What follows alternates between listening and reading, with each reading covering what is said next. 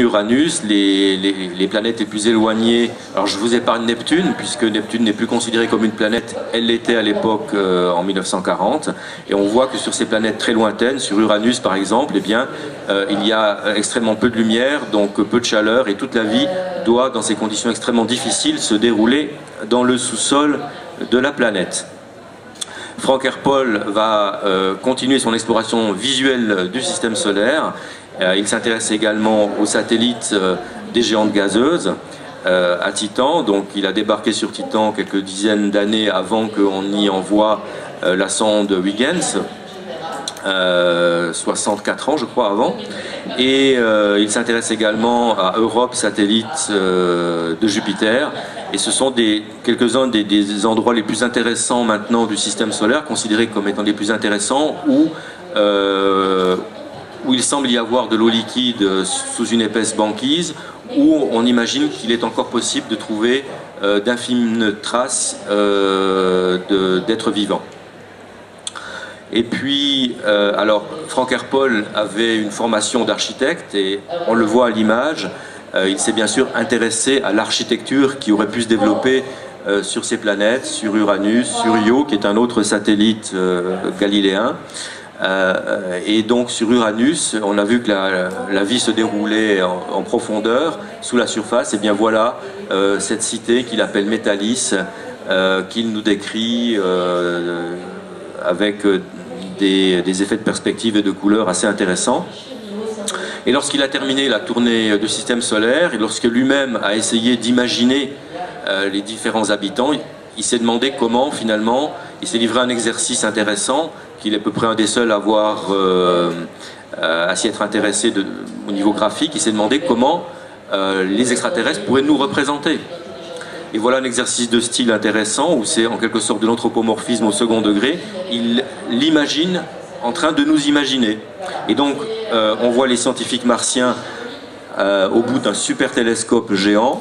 Ils ont un iPad lui-même géant, où la Terre est représentée. D'ailleurs, dans une bonne configuration spatiale, puisqu'on y voit bien sûr le continent américain et le pôle Nord en bonne configuration.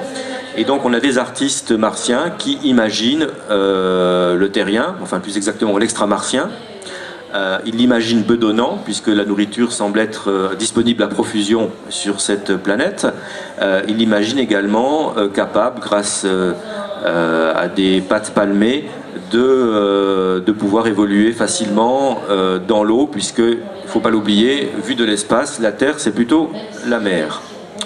Et enfin, il s'est également intéressé, après Fontenelle et bien d'autres, il s'est intéressé aux exoplanètes.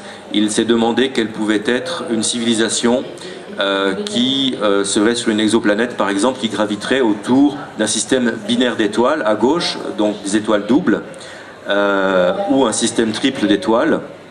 Il s'est demandé quelles sources d'énergie, là apparemment donc énergie solaire stellaire, pourrait être utilisée par ce type de civilisation.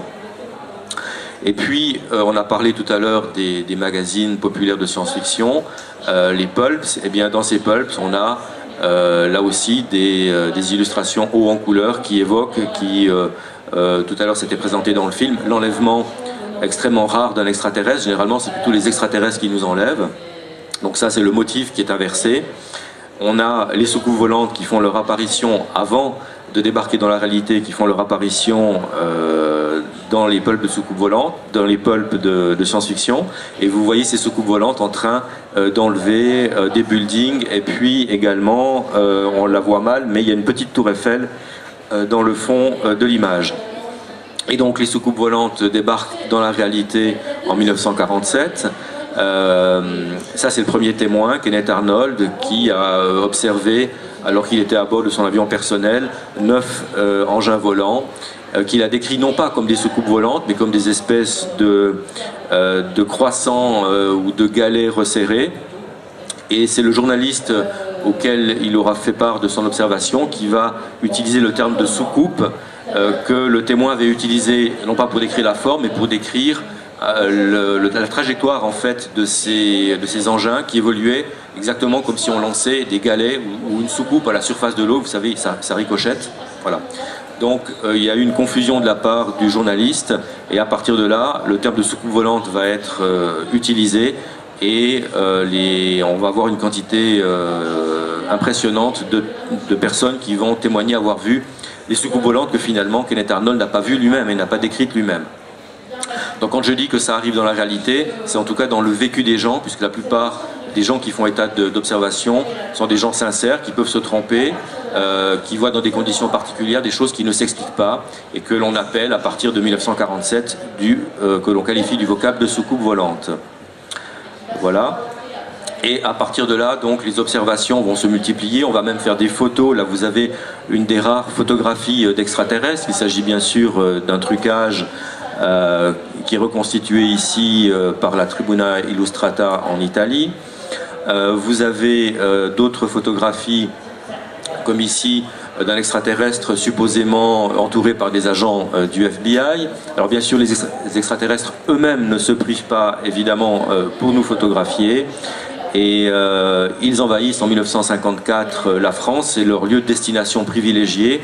Il y a des centaines d'observations avec débarquement de soucoupes volantes au sol. Ils envahissent la campagne, se posent sur les rails de la SNCF. Il y a un étrange comme ça mélange de ruralité et de science-fiction. Et on a des milliers de personnes qui témoignent au cours de cet automne fantastique, qui témoignent d'observations de martiens, puisqu'on ne parlait toujours pas d'extraterrestres. Le terme lui-même n'est véritablement entré dans les mœurs, n'a été utilisé qu'à partir des années 60. Donc on parlait encore de martiens, alors qu'au 19e siècle, on parlait par exemple des habitants des autres mondes. Voilà, différentes dénominations pour qualifier ces extraterrestres, que l'on a également qualifié plus tard de Little Green Men, de petits hommes verts. Les petits hommes verts sont issus de la science-fiction, venaient même auparavant du folklore pour qualifier des êtres surnaturels dans des récits pour enfants.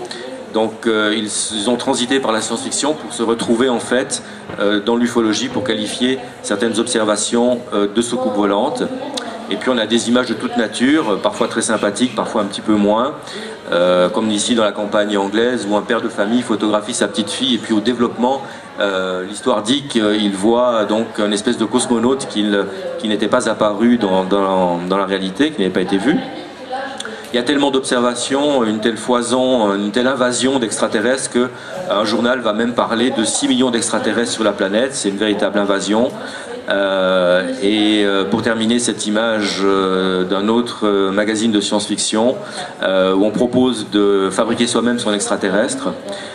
Moi, si un jour on pouvait poser une question aux extraterrestres, celle que j'aimerais la première question que j'aimerais leur poser, ce serait de savoir en fait comment eux nous ont imaginés. Je trouve que ce serait assez intéressant de pouvoir comparer nos propres conceptions d'extraterrestres avec les leurs, s'ils existent bien sûr. Voilà, merci pour votre attention.